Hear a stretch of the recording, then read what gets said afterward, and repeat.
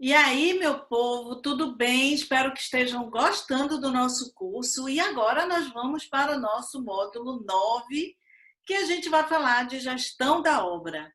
Então, esse é o nosso processo mais importante, né, de uma construtora, que é toda a parte da gente fazer a gestão da obra, né? Então, é sobre isso que a gente vai conversar a partir de agora.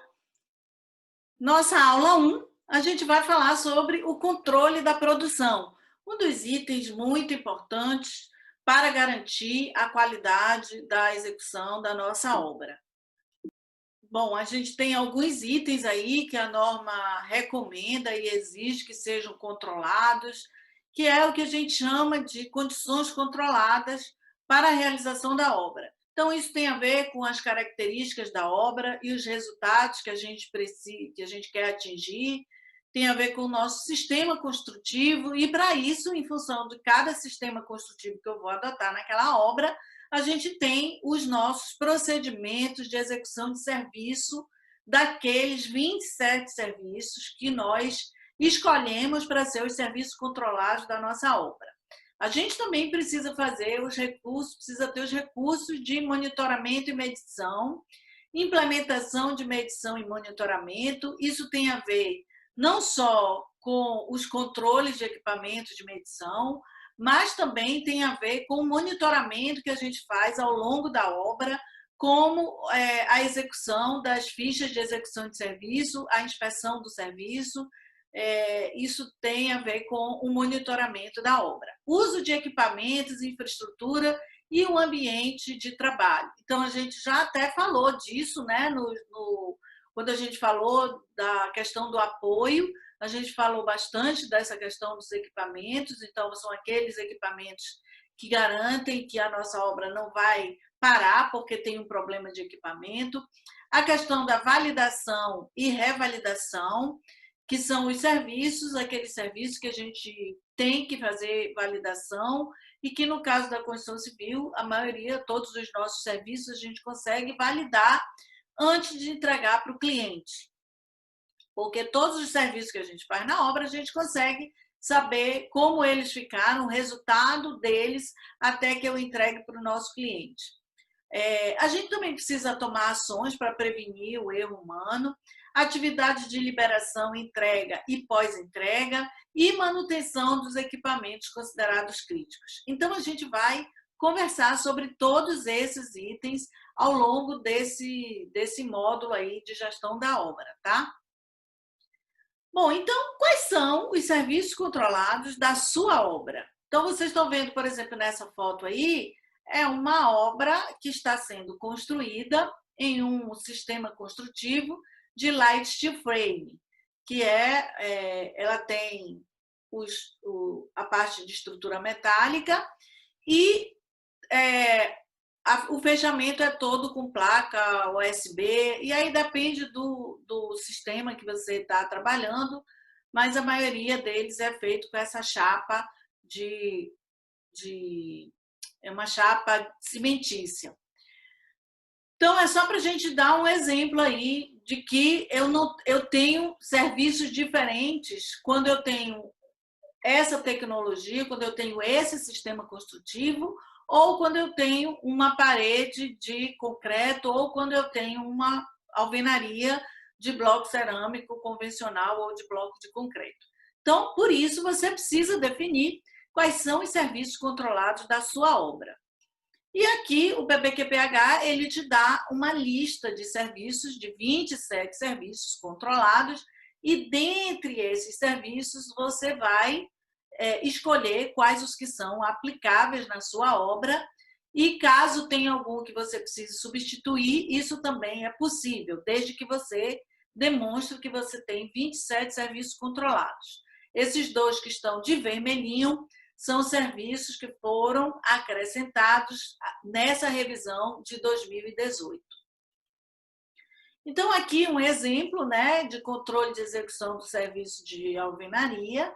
E o que a gente tem é um procedimento de execução de serviço de alvenaria. Isso é só um exemplo, né, para a gente entender o que a norma está falando quando ela fala de definir os controles e dos procedimentos de execução de serviço. Uma coisa interessante que vocês podem consultar para atender norma técnica, porque a gente precisa, para fazer a elaboração dos nossos procedimentos de execução de serviço, a gente deve sim consultar as normas técnicas, principalmente depois do advento da norma de desempenho, que a norma de desempenho chama as normas técnicas aplicáveis aos serviços e aos materiais. Então, a gente precisa consultar ou na ABNT ou na Target. Por que eu estou trazendo também a Target? Porque é um site que você compra as normas técnicas muito mais barata e que ele também tem um sistema para você adquirir pagando uma pequena mensalidade, o valor é bem baratinho, e você, então, entra nesse site e você pode consultar as normas e, se você quiser comprar, você compra a norma, mas se não, você pode consultar, você pode ler toda a norma, você pode ver tudo. Então, é muito importante hoje que as construtoras tenham um sistema que garanta, né, esse acesso às normas técnicas. A CEBIC também disponibilizou um catálogo de normas técnicas, isso é acessível lá no site da CEBIC, e aqui é um catálogo, gente, não tem as normas aí dentro, só tem o nome da norma, o número da norma, o ano, é um catálogo com normas técnicas aplicáveis a edificações. Muito interessante também para você consultar. Então, aí a gente faz o procedimento de execução de serviço e também faz as fichas de verificação de serviço. Isso para garantir que o nosso serviço está sendo executado e está sendo monitorado. Então, esse é um exemplo, né, da ficha aí de um serviço controlado. Nesse caso, é um exemplo só. O que eu estou mostrando aí é de escavação. E aqui a gente pode ver, é importante, está marcado aí de vermelhinho, é importante a gente saber quem foi que liberou para começar o serviço. Isso é monitoramento, gente. Então, monitoramento significa você verificar antes do serviço começar, para ver se o serviço anterior já está todo resolvido, durante o processo, então essa fase aqui já é durante o processo, e toda essa parte de inspeção final, a gente só vai fazer lá no final, quando a gente entrega a nossa obra. Então, isso é monitoramento. Eu libero o serviço, depois durante a execução do serviço, eu faço outra inspeção. Se tiver algum problema, a gente reinspeciona. E no final da entrega do serviço, antes de eu entregar para o cliente, eu faço uma inspeção final. Por que eu estou insistindo isso? Porque é muito comum você fazer auditoria e a empresa não fez essa etapa de verificação inicial. E, às vezes, é difícil da pessoa compreender que isso é necessário, que isso a norma exige. Então, a gente precisa fazer essa liberação antes, né? Lembrando que essa nota aqui, serviço especializado terceirizado, não há necessidade de eu ter o procedimento de execução de serviço. No entanto, eu preciso ter, sim, a ficha de inspeção do serviço. Eu preciso garantir o monitoramento do serviço. Então, eu contratei o serviço de fundação, ele é um serviço especializado, eu posso receber o procedimento lá do meu fornecedor, posso aprovar esse procedimento, eu não preciso fazer um procedimento de execução de serviço, mas eu preciso fazer a inspeção do nosso serviço controlado. Bom, aqui é para mostrar para vocês que a gente pode fazer a ficha no papel e também pode fazer no software, né? Esse software aí é um software dessa empresa, W2S Tecnologia, é a empresa de um amigo meu aqui de Salvador, e que ele tem esse sistema para fazer o controle da produção. Muito interessante, porque você faz as inspeções todas no seu celular ou em tablet, e isso é muito interessante porque você realmente consegue tirar indicadores, você consegue ter uma outra visão da obra trabalhando com um sistema informatizado. Então, esse app é um dos que eu recomendo e tem vários aí no mercado disponíveis, né? Tem o Autodoc, tem o Mobus, enfim, tem vários aí disponíveis no mercado. Bom, essa história do monitoramento, eu quero falar um pouco para vocês dessa questão do monitoramento da qualidade. Então, tudo isso começa no planejamento da obra, quando a gente faz o controle dos prazos, controle do custo, da qualidade, e a gente faz análise do risco da implantação do nosso terreno, da nossa obra, né? E também, depois, a gente faz o acompanhamento e o monitoramento desse serviço. Como é que a gente faz isso? Verificando se aquilo que eu planejei, se aquilo que foi previsto eu realizar, se eu estou realmente analisando. Então, a gente faz um acompanhamento de curto prazo, que é um acompanhamento semanal. Isso é o desejável aí para você que quer fazer o monitoramento da qualidade da sua obra. E o que é o controle, então? São os controles do recebimento de material e serviço, fazendo aí as nossas ações de correção. Teve um problema, eu faço uma ação imediata, fazendo todos os controles tecnológicos que a gente precisa fazer, ensaios de campo, quando for o caso. Então, isso tudo vai te ajudar a você monitorar a qualidade da sua obra e garantir um melhor produto para entregar para o seu cliente. Aqui alguns exemplos práticos, né? Quem tem a ficha em papel, é desejável que essa ficha fique disponível e que esteja aqui, ó, aqui são os projetos e aqui as fichas de controle da produção, as fichas de verificação de serviço. Em cada pavimento da obra tem essa caixinha com essas fichas. Se você tiver um tablet, claro que essa caixinha das FVS você não vai precisar. E também os projetos, a gente hoje tem aí um sistema de QR Code que a gente pode ter acesso aos projetos diretamente lá na obra. Isso é bastante fácil hoje, né, com o BIM. Então, a gente pode ter todos os nossos projetos aí disponíveis para ser acessado em um tablet também. Aqui, exemplo também, outra situação, né, onde tem aqui os procedimentos de execução de serviço. Aqui, amarelo é qualidade, verde é meio ambiente, os vermelhinhos é segurança. Aqui a empresa colocou a política, enfim, já estão à vista, né, que ajuda muito aí ao pessoal a ter acesso aos procedimentos da obra. Controle da produção, por que eu estou mostrando isso, né? Quando a gente faz um bom controle da produção, a gente não tem uma situação dessa, né? Que a minha mestra é tudo isso aqui, ó, gente. Então, isso aqui foi o quê? Foi uma falta de controle da produção durante a execução do serviço, da minha estrutura. Vejam que eu tenho uma mestra muito alta também nessa situação aqui. Tenho uma mestra com uma espessura muito grande, e isso é exatamente uma não conformidade, né? Isso é uma falta de controle da produção. Muito provavelmente não foi utilizado uma sistemática de nível a laser para fazer essa estrutura, ou foi uma falha mesmo aí do controle da produção. Então é importante que a gente faça esse controle para a gente não ter esse tipo de situação.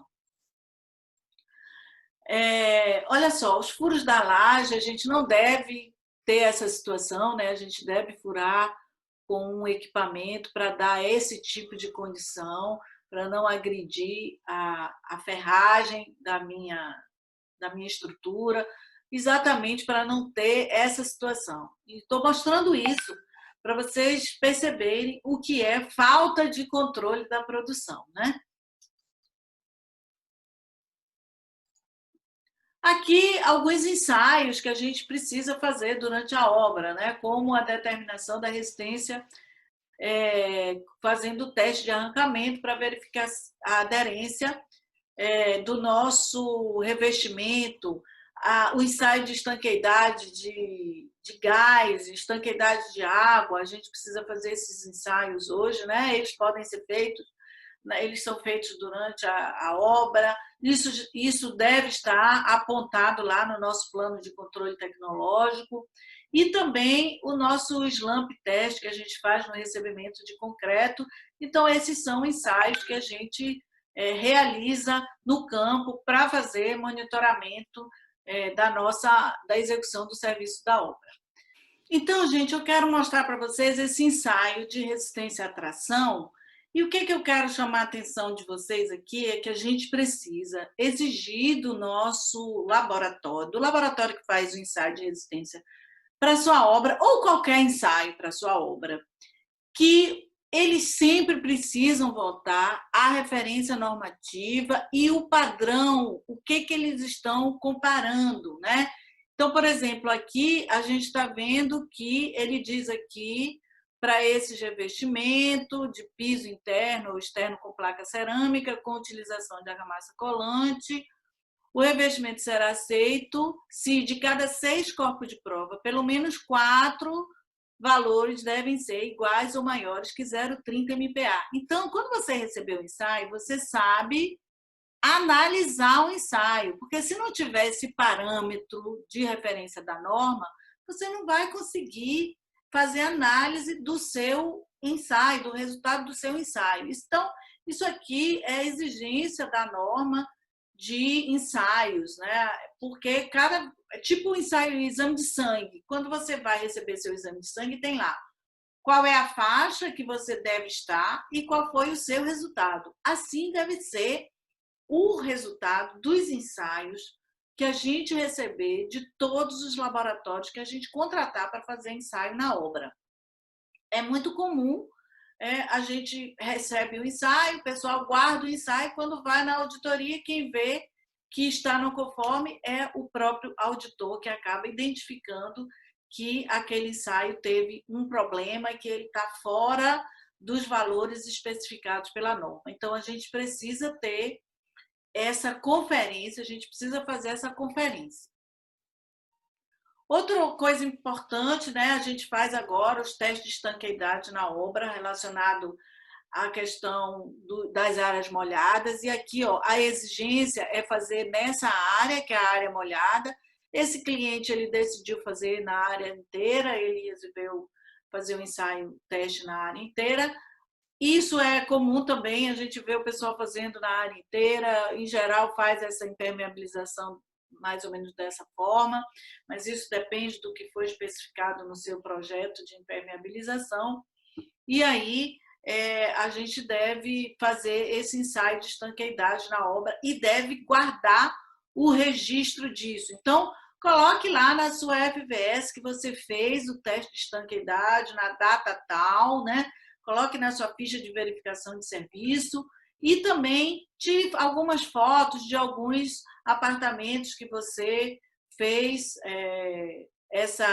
esse teste, para que você tenha os registros e a comprovação de que você fez o teste de estanqueidade. Então, vou mostrar para vocês um filme no manual, no material complementar, vou deixar para vocês aí um filme do teste de estanqueidade de instalação de água, para vocês verem como é que a gente está fazendo esse teste de forma caseira, assim, na própria obra, e que hoje a gente precisa ter essa comprovação também dos testes de estanqueidade das instalações, tanto de água, de esgoto, como de gás. Então, a gente precisa realizar esses testes, sendo que os testes de gás, normalmente, ele é realizado por uma empresa especializada que faz esse teste e depois ele deixa um relatório lá dos resultados. Agora, outro item de controle da produção que eu quero chamar a atenção de vocês é quando a gente utiliza esse bloco que é para fazer alvenaria, bloco de cimento, que tem essa espessura fina aqui na parede, a gente não deve utilizar a nossa colher de pedreiro normal. A gente deve sim utilizar essa colher meia cana ou a bisnaga. A bisnaga geralmente a gente não recomenda porque ela dá um problema, né, na mão do operário. Então, você pode utilizar uma colher dessa ou um outro sistema, contanto que você consiga deixar só um cordão, como a gente está vendo aqui, né? São alvenarias racionalizadas. E é importante porque se você fizer com a colher de pedreiro normal, você vai ter um desperdício muito grande.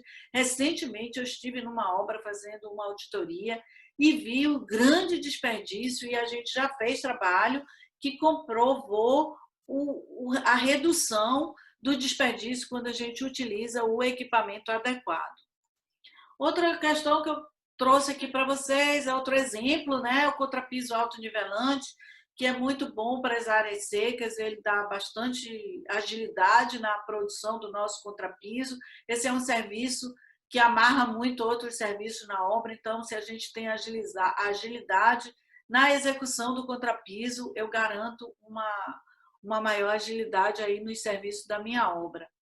Aqui são as niveletas, né? Eu vou mostrar aqui. Ele está colocando então as niveletas e aí faz aí o nivelamento com o nível a laser, de tal forma que isso aqui fica bem nivelado, bem certinho.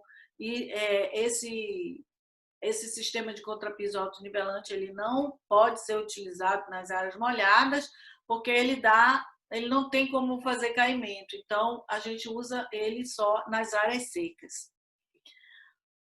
Outra coisa que eu quero mostrar para vocês é outro exemplo, né? A racionalização aí da alvenaria e de tal forma que a gente possa utilizar, não precisa quebrar, eu já tenho aqui mostrando onde é que vai descer as nossas tubulações, aqui ó, onde é que passa a minha tubulação, então isso dá uma agilidade aí na execução da nossa obra, assim como a utilização dos kits de instalações. Isso tudo vem da construção enxuta e de racionalização de obra, né? E a gente precisa ter mais agilidade aí nas nossas obras e esses sistemas ajudam muito a racionalizar a obra.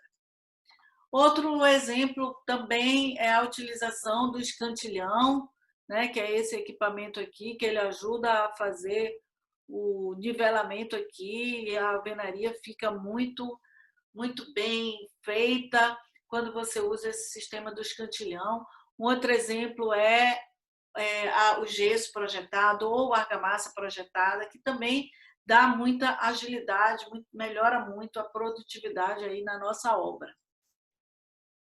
Outro exemplo é o gesso acartonado, a utilização das paredes de drywall.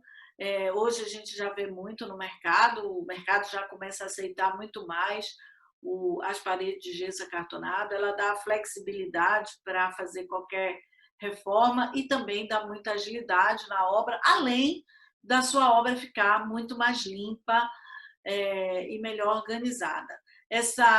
Às vezes a empresa não utiliza o drywall como um todo, mas é muito comum a gente ver a utilização nos shafts, porque isso facilita a manutenção, né? Eu não preciso quebrar nada, é muito mais fácil quando eu tenho esse tipo de parede para a gente fazer uma manutenção aí das nossas instalações. A parte de identificação e rastreabilidade, a gente deve fazer a identificação ao longo da nossa produção, ao longo do serviço, tanto na fase de recebimento, como durante a execução e a entrega da nossa obra.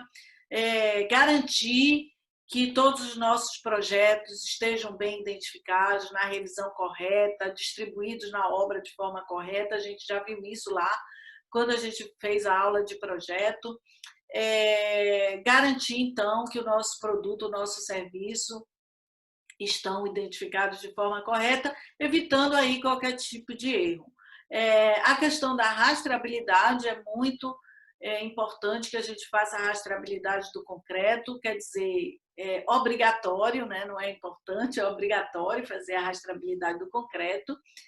E a maioria, acho que hoje isso já está bastante disseminado e as construtoras utilizam essa sistemática de fazer a rastreabilidade do concreto, tirando o corpo de prova, fazendo o slump antes de aplicar o concreto, para fazer todo o acompanhamento aí das resistências à compressão do FCK, desse concreto que ela está recebendo.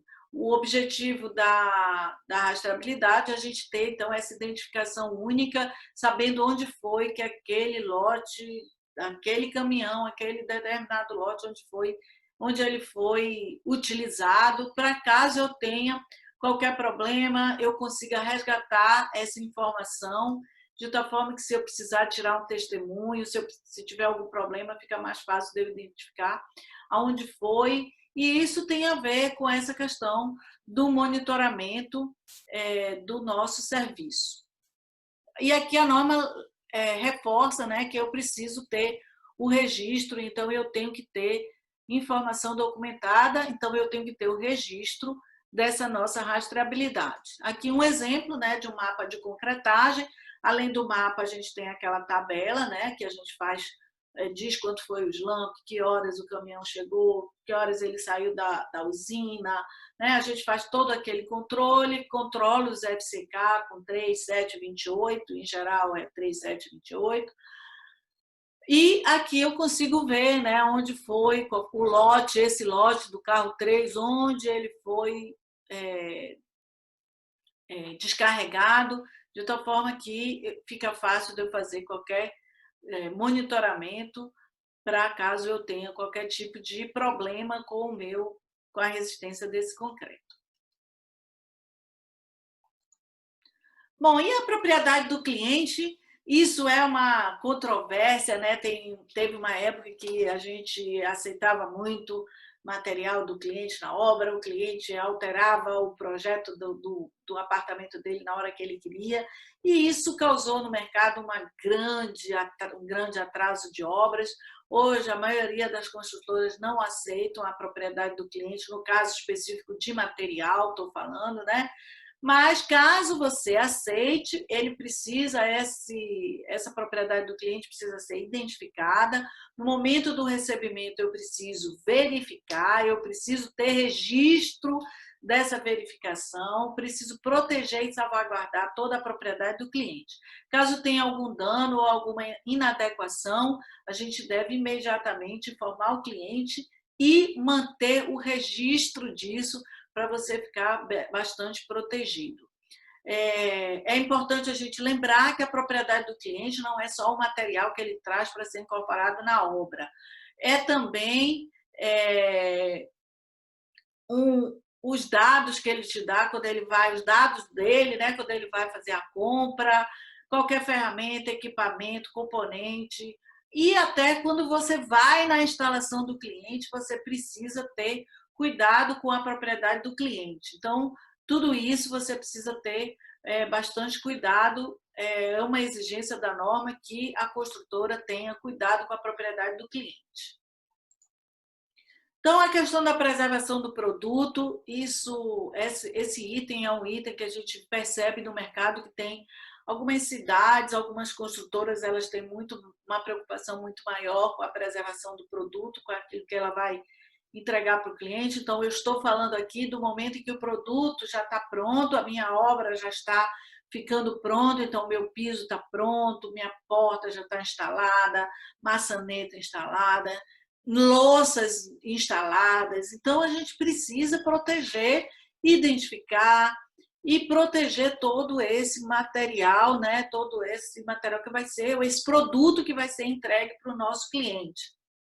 De tal forma que a norma diz que a construtora precisa garantir a correta identificação, manuseio, transporte, estocagem, preservando a conformidade em todas as etapas da produção. Então, é desde o momento que o material chega no meu almoxarifado, a aplicação desse material até eu entregar para o meu cliente, isso precisa estar muito bem organizado. A construtora ela precisa preservar a conformidade dos serviços até o momento da entrega da obra lá para o nosso cliente. E aqui ele tem essa informação, né? Não importa se tais materiais e serviços estão sob a responsabilidade da construtora ou de uma subcontratada.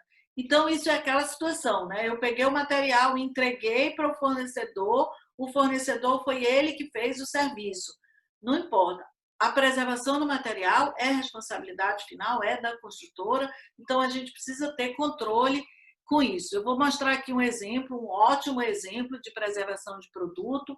Olha só, eu aqui tenho preservação da louça, do piso, né? Então eu tenho uma verdadeira preservação de produto. Esse é um excelente exemplo de preservação de produto. Então a gente precisa se acostumar a fazer ter esse tipo de cuidado na nossa obra antes da entrega lá para o nosso cliente.